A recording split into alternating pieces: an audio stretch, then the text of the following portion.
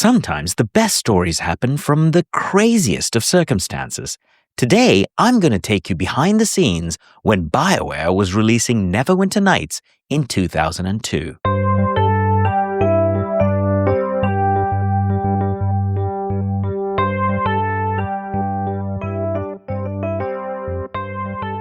Hello, welcome to Tales Under the Cat Tree. I'm your host, Dupes. Each week, I pair a compelling piece of fiction or autobiography with bigger topics. Words create the worlds we live in, and stories provide a lens into understanding history, technology, or business by connecting personal narratives to the wider picture. Subscribe at tales.dupes.ca for more original writing and engaging interviews. Today's episode is part 1 of 2 where I talk to my good friend and colleague Craig Miller about BioWare. Craig and I have now worked together for almost 25 years since we first met at BioWare. If you play video games, then you probably know BioWare. The game studio has been responsible for bringing some of the most renowned Dungeons & Dragons computer games to life, including Baldur's Gate 1 and 2 and Neverwinter Nights. Also, the most beloved Star Wars game story of all time in Star Wars Knights of the Old Republic, the space opera trilogy of Mass Effect, and of course, the high fantasy epics of Dragon Age. The Mass Effect franchise alone has sold over 30 million copies. Over the years, the staff who have worked at the studio have entertained millions in producing some of the most critically acclaimed story-based computer and console role-playing games in history. If this podcast glorifies the idea of words creating worlds, then BioWare and all its people are masters of that simple phrase. But it takes more than game developers to bring a game out the door. There's a supporting cast of hundreds, and I was lucky to be one of them for some years between 2001 and 2007. A few years ago, BioWare celebrated 25 years and produced an amazing book with artwork, stories, and photos. But you can't tell all the stories, especially all the crazy and geeky ones in a single book. So I thought it would be great to sit down with some former BioWareans, like Craig, to talk about those old days. This interview is quite geeky. It goes into what Craig and I were doing there, helping to build, launch, and run the BioWare communities. In many ways, this is a love letter to all the people we worked with. I'm sure most gamers that recall games such as Neverwinter Nights and Jade Empire don't know all the stories behind how a small crew managed to keep those games alive and get those games out the door. I hope you enjoy our stories, and do check the show notes for some great photos and videos. Are we good to get the show on the road?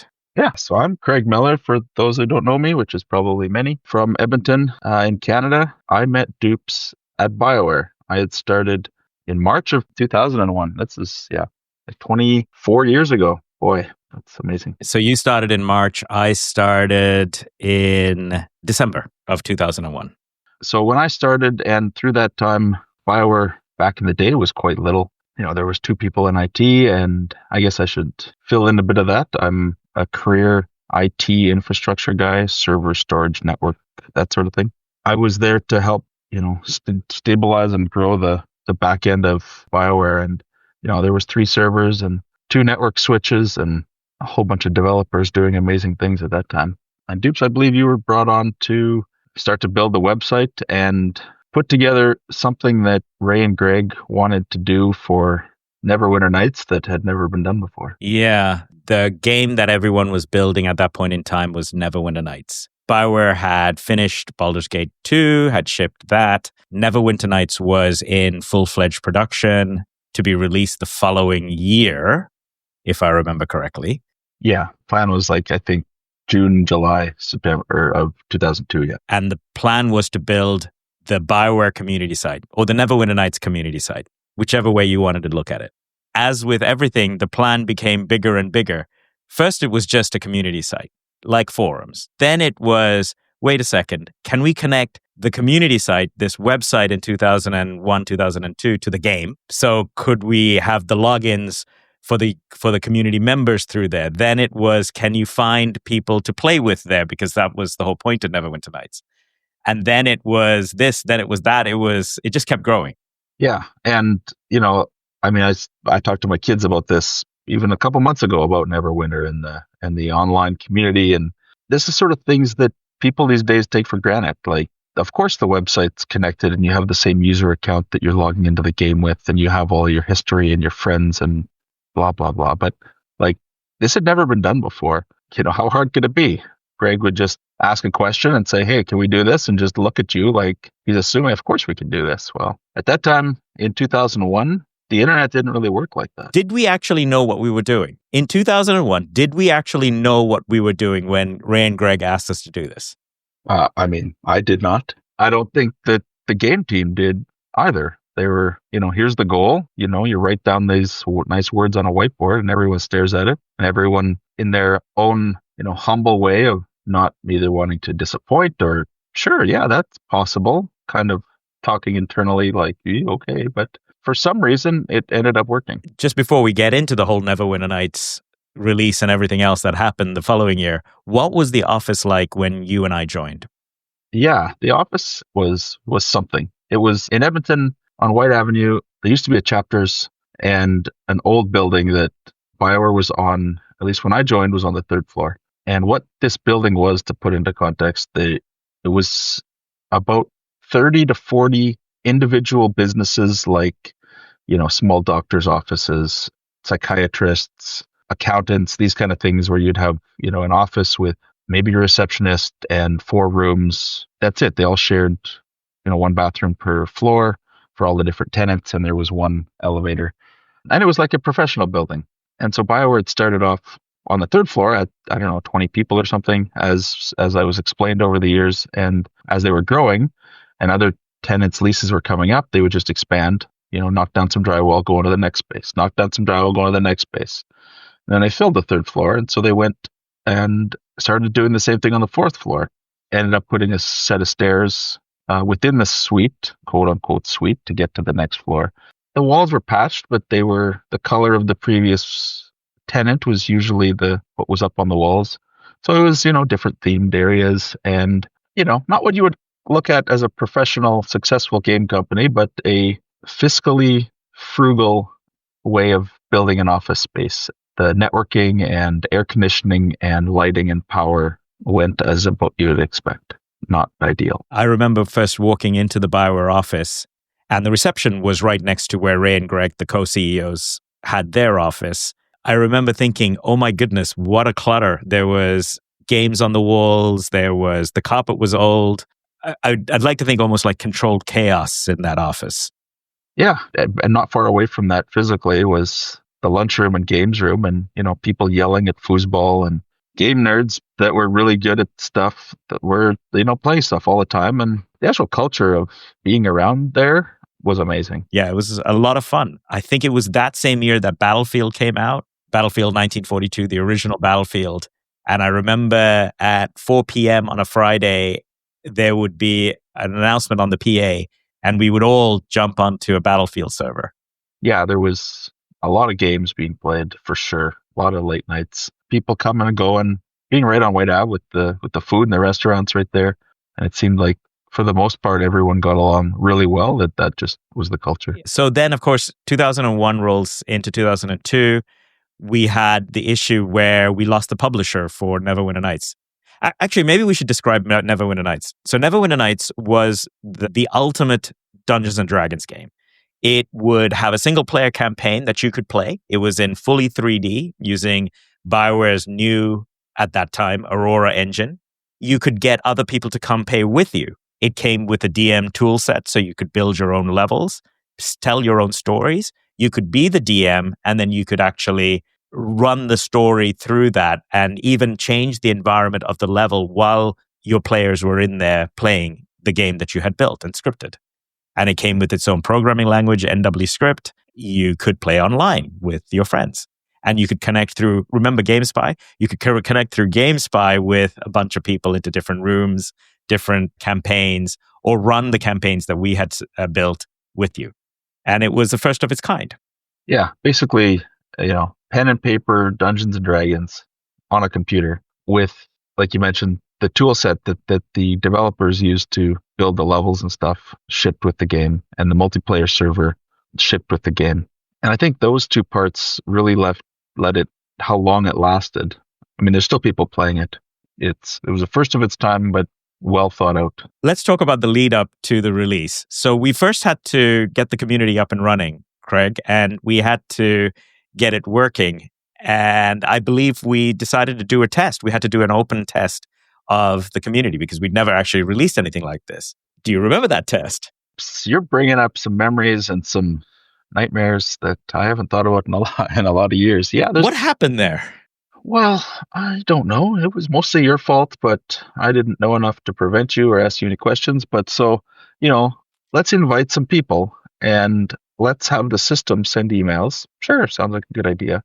I don't remember how many it was and how quickly it was, but my brain is going to say millions. It was probably only 100,000 emails in like 10 seconds or something. And of course, at that time, for the test and stuff, we were just using our internal mail server, which, my manager and Ray and Greg and stuff, just casually come walking down the hall.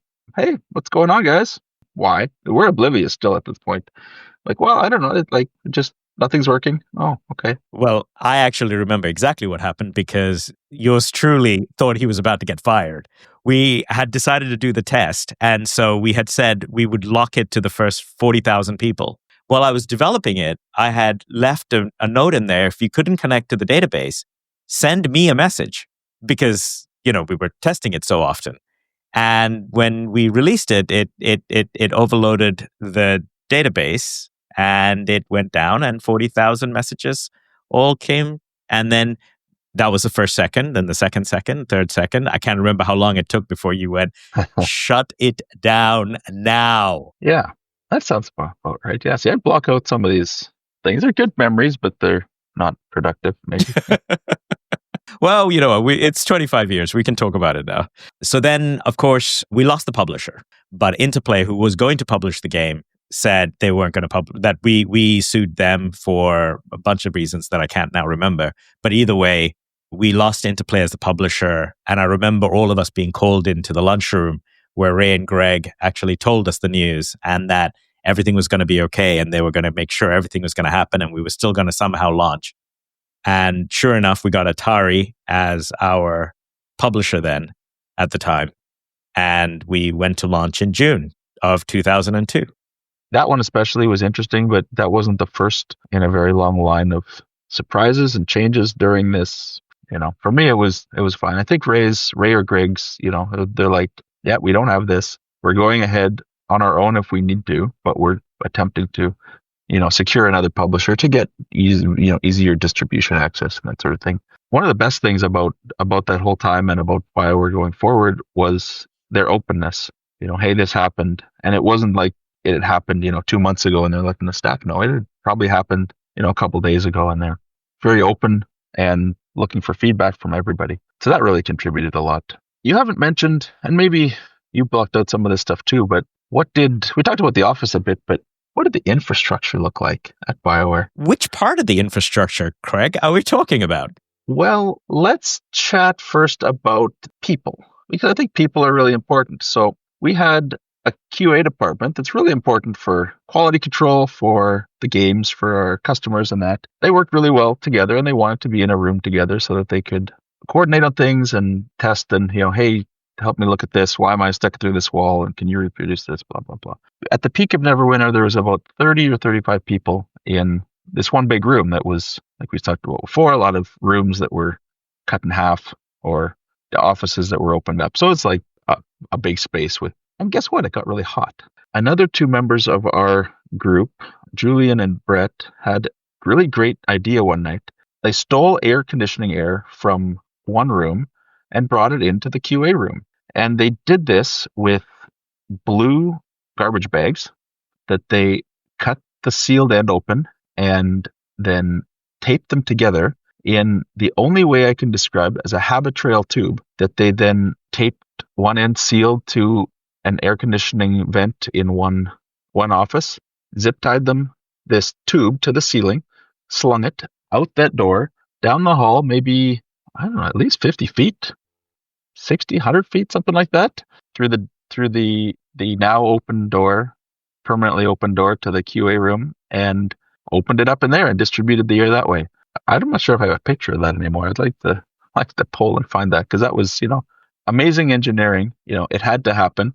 Yeah, but a sight to be seen, and that's something that I can't unsee. And that's true. Actually, you brought up the people. The people in that office were just incredible. I cannot think of a single person that we worked with that wasn't ingenious of some sort or other.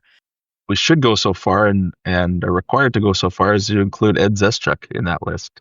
Greg's dad, Ed, he was the ultimate handyman. Had great ideas and great stories and stuff, but like the next part of the story that is still related to air conditioning that I'll just bring up now because I think it's relevant with Ed as well. That when we had a server room at that location, I use the word server room loosely. There were computers that were operating as the function of servers, and they were in a room with carpet and the same sort of type of hole cut in the wall. The drywall was taken down to make a bigger room type of thing.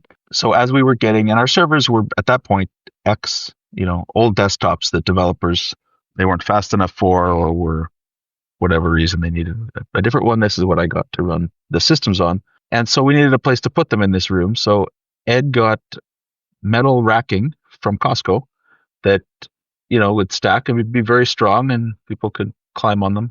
But it was getting hot in there. The whole building was out of air conditioning. I'd say the original space was meant for, let's say, 100 people. Across the 2 floors, we had easily, by this time, 150, 180 people.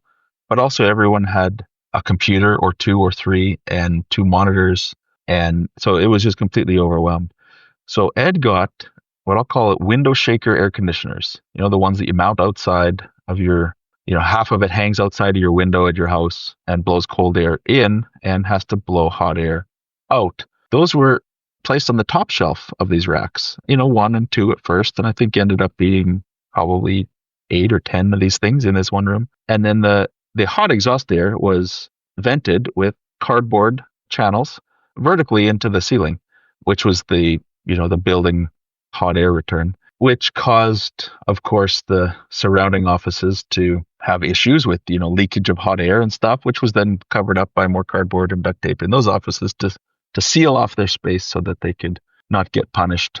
But yeah, Ed was, that sort of thing was not even like a long discussion. Was, the discussion was, hey, we got cooling problems, or hey, what if we put a staircase here or whatever? And then, 2 days later, you come in the morning and something's done, and it's not a hack. It may be a quote unquote hack. Like, this isn't the way a professional business does things if you had $1 billion, but it looked really good and it was very functional. And I think a lot of that, whether it was just the context of the type of people that were hired there, or if Ed rubbed off on a lot of people, but like you mentioned, Dupes, that everyone was sort of ingenious at something. I think the real word is resourceful, and didn't know what the word no was like. It's like, can you do this? Yes. I don't know how, and I don't know what it's going to look like, but yes, was something that a lot of people, especially in the early BioWare, shared. Yeah. And I think it went all the way to the CEOs, right? So Ray and Greg, there was no to Ray and Greg. There was just yes. We just had to figure out how to do it, and they would be the same way. And they were there late at nights. I mean, I remember right towards when we were launching Neverwinter Nights. I mean, I think many of us were pulling 100-hour weeks. Didn't matter which part of the organization it was, whether you were on the game itself or we were on the networking and the community side. It just didn't matter. And I remember like Greg coming in to have a chat at like 11 in the night or midnight, and he'd sometimes have a bottle of vodka or something. I don't know. I just have this vague memory of him coming in like that one day. Yeah, they were there. They were there with us, which is very, very cool. And I think we all have a very special place in our hearts for those guys.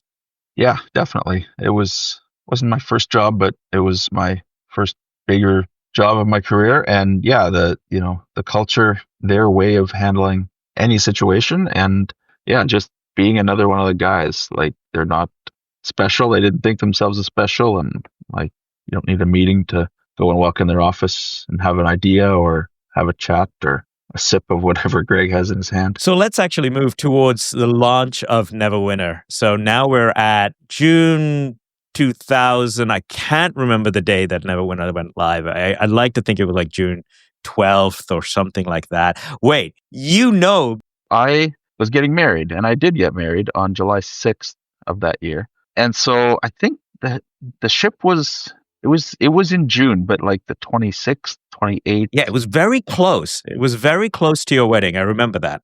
For a lot of the listeners, maybe what's interesting is that ship at that point means that the physical CD at this point, or multiple CDs, was already in the stores, but not allowed to be sold until whatever day it actually was. And then people would go and pick it up or pick up the pre-order or go and buy it for the pay for it then. So the actual, what does ship mean today means it could be 10 million people accessing, opening up the game and doing stuff at whatever time that it actually happens. Back in those days, it was a little more staggered out. Of course, still the first day is a lot, but it's not the first hour. It's sort of the first week gets sort of ramped up slowly. So that was probably a week before I was getting married is probably when it was really launched. Maybe 2, but I don't think it was that long. And of course, none of this stuff had been done before. We had one server guy, one website backend online store type guy, that was you. And then we haven't talked about Andrew at all, but he was sort of the third leg in our behind the scenes, the paddling feet under the duck, under the calm water. And he was responsible for the authentication system that the game would connect to, validate your key, but also your account, and sort of tie all the three things in together. So the three of us, we'd done a lot of testing, but had we really? Well, I think we also have to go back a little bit. Like in games in those days, you had to first go through.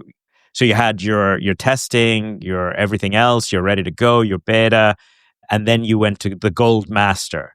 And this is when the publisher was ready to ship it out. So there was a time between the game going gold, getting them all the CDs pressed and then into the stores, and then the game coming out. And Neverwinter Nights was a little bit unusual in that we shipped the game at that point in time with a lot of bugs, if you remember. Yes. And I believe Neverwinter Nights also needed to have almost a 0-day bug, a 0-day patch. Yeah, I think there needed to be a patch that, of course, the patch system we were also hosting and, built.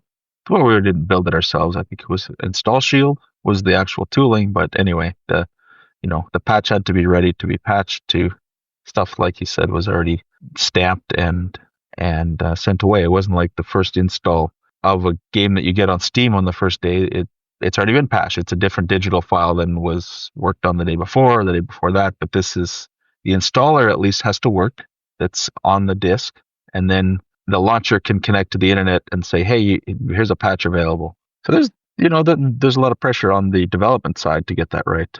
Similar pressure on the infrastructure side to get it right for this flood of stuff that we really, I wouldn't say we didn't know what we were doing. At that point, the systems were built and they were running, but there's a lot of unknowns. And the biggest unknown for you, I believe, was that your infrastructure buddy was about to evaporate for 2 weeks. Well, actually, that wasn't quite the biggest unknown that we had. If I remember correctly, I had to just go look it up. So it was June the 18th of 2002 that we released it. I think one of the biggest unknowns that we had was after our first release in March or April or May, when we, flooded our Exchange server with 1 million emails, was the thing that flooded that was the database went down. And we knew that when this thing got released, there would be so many people coming in. We had to make sure the database would stay up. And we had to come up with a database to even use. Because the first one obviously failed miserably. So the second one was... Yes. So that's right. There's something about blocking out, I wouldn't say negative memories, but things that are maybe not the funnest times of your life. But yeah, so, we were using MySQL. And at that time, the issue time was on a version 3 something. Coming into version 4, which was, I believe at that point, still in alpha, potentially beta, but... No, it was alpha. I remember. Alpha, yeah. Getting a little technical here, but they had this feature called transactions, which in a enterprise database world was not a feature. It was like, required operation, but we weren't running an enterprise database. So we needed this, and we more than needed this. So, I remember you asking me, what could go wrong? Typical mutterings or whatever, but like, yes, we ended up going live with a database that was in alpha, and it made the whole thing work at scale, is the Cole's notes. And we did not know. We did not know at the time. And we just had to wing our way through creating read servers, making sure the system could actually connect to reads and knew how to connect to writes and scale. And we just learned on the job, and we decided to put it together. And do we actually even know what happened that week? I mean, I know sleep was not really existent, but I've got bits and pieces of it. Yeah, sleep wasn't existent really that much, but that's, irrelevant. But we don't actually know the number of people who are online, right? Because login crashed. We actually had internet bandwidth issues. I mean, there was no concept of a CDN at that point, so we were hosting our own patch servers, which of course everyone was patching, hundreds of megs, which doesn't sound like a lot. I believe we only had 100 megabit connection, maybe not even that much, saturating stuff. So, at least that week we were, also upgrading our internet connection, which in a old building like this is a challenge to say the least.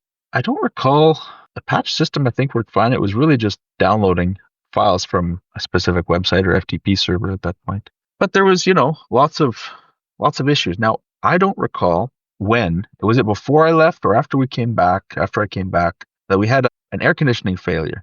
And it wasn't really a failure, but a combination of lack of power and just a huge heat load in the quote unquote server room. We needed to do a physical migration of the servers to a boardroom. And I don't remember if that was before ship. It was after ship. And it was after I think you came back from your honeymoon. I remember the day that the air conditioner went down and you said, "Oh shit." And we went into the room and moved the servers to the boardroom, kicked out whoever was there. Yeah. You told me to go get a fan or something, and you were opening up the cases, and I was running around looking for fans. So we had all the servers open on the boardroom tables, and then we had several fans inside blowing towards the door, and then several more fans blowing out from the door. Or was it during the launch? Now that I'm thinking about it, was it during the launch? Digital, phones, there wasn't a smartphone at that point. There was no, cameras weren't really like I feel we've really missed out on a lot of good incriminating photos back in the day that would be great to look back on. But one of the nice things, though, at least I would say, is that the multiplayer game server was actually hosted by the users. So it was shipped with the game. We had matching services. GameSpy helped. We had the authentication, the patching, but the actual, multiplayer hosting was not hosted by us. So that I think helped a significant amount, at least on the amount of infrastructure we had to sustain. And the failure states of sort of hosting that are a big problem. But so still, we had thousands and thousands of people, online concurrently on the website and in the guild system to match with each other, and on the forums that were just exploded. People were talking about this game with each other and how to do this and what they don't like about that, and how a typical forum system goes. But in droves of thousands of concurrent people. So this is really what we were, moving to keep running on these servers, was the community online. Regardless of how good the game was, the integration with the community and the community itself is really what made Neverwinter Nights that successful. So keeping that part of it running was of utmost priority. And we did.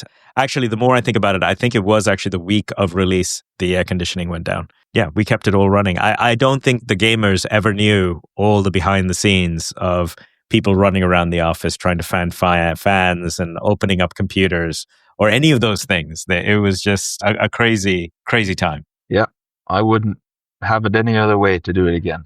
And that community continued for years. I mean, I don't know when the community ended. I like the original community. It was well after Electronic Arts bought BioWare. I know that. I just don't remember when.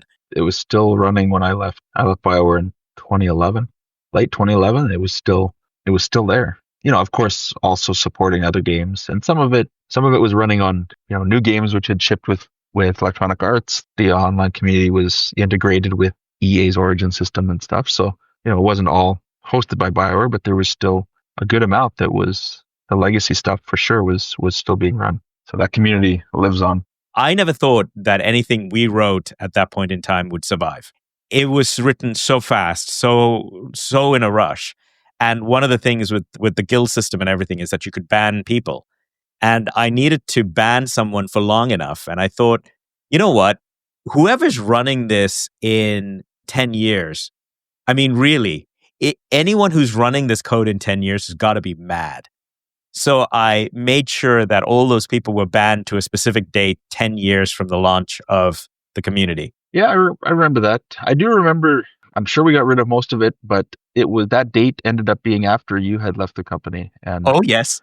Before I had left. And I do recall some issues that, scrambling before that and still some problems afterwards. That date range and that function, whatever, it wasn't just used for that. And disable this feature or do whatever temporary things was all. But yeah, no one's got any business running good software for too long, right? Exactly. Never been a problem since either. I've learned my lesson to not assume something will not be running for 10 years. That's for sure. I think I had a pathological need to check whether the Neverwinter Nights master server was online or not. And, I have to give kudos to Andrew. That bloody server. Absolutely. The community could crash. The game matching system could crash. So many things could crash, but that master server, written all in C, pure C. The binary never did.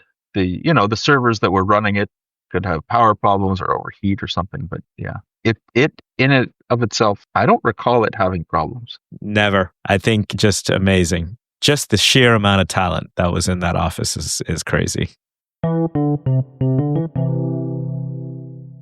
Next week, we will continue the interview on what happened after we moved to the new office and left this old White Avenue office behind. Thank you for listening to another episode of Tales Under the Cat Tree. If you want more original stories and interviews, check out the archives wherever you listen to this podcast. We've covered topics and stories about immigration, artificial intelligence, Stalinist Russia, and otherization, to name but a few. If you have fiction writing you want to feature, or have an interesting story to tell, or know someone who does, please do get in touch with me. This podcast will always be free. Support our work by subscribing and sharing with those who might care. You can reach me through email, contact@dups.ca, bluesky@dups.ca, or on my Substack at tales.dupes.ca. The intro music is composed by me. Give your pet a cuddle and your loved ones a hug till we meet again for some Tales Under the Cat Tree. And what else? God, there's some stories that we cannot tell. Oh, of course. There's always stories. Everyone. And everyone knows that everyone has stories.